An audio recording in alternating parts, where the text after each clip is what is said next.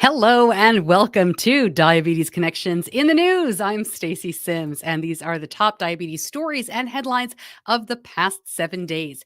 If you're new, we go live on social media first, and then all sources linked up at diabetes-connections.com when this airs as a podcast.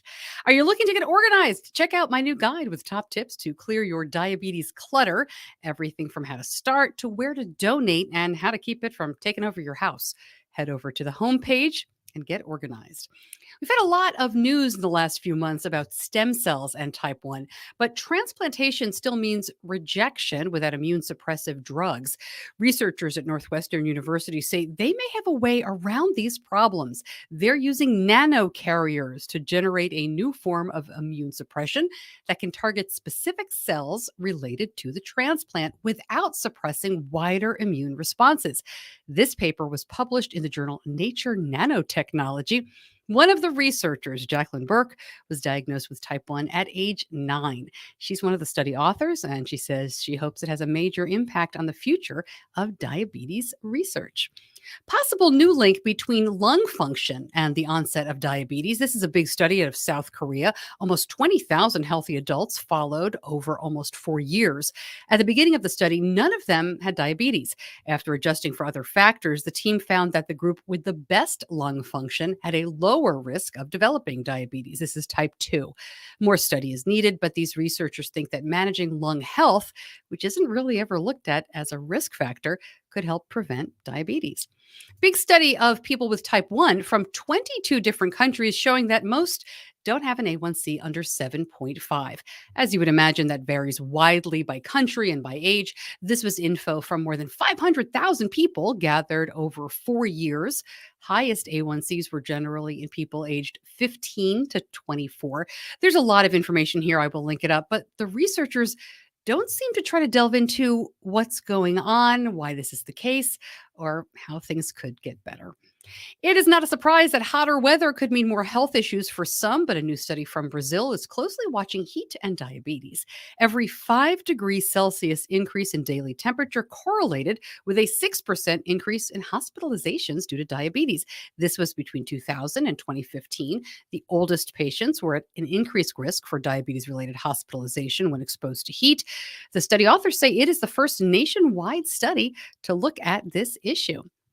Medtronic is still in a bit of hot water with the US FDA. Medtronic took more than 3 years to replicate and start recalling insulin pumps with defective retainer rings after first becoming aware of the problem. This, according to an FDA warning letter sent to the company in December and recently made public. The company also failed to investigate more than 800 complaints about defective updated retainer rings and failed to promptly notify the FDA within 30 days after discovering that issues with the device could lead to serious injury or death. Medtronic says, quote, "We take these issues very seriously and hold ourselves to the highest standards of quality and patient safety." Medical write-up of what might be the oldest person to be newly diagnosed with type 1. This was a 93-year-old woman. Her A1C was 12.9, but I didn't see in the write up why they had a high clinical suspicion, as they said, of type 1.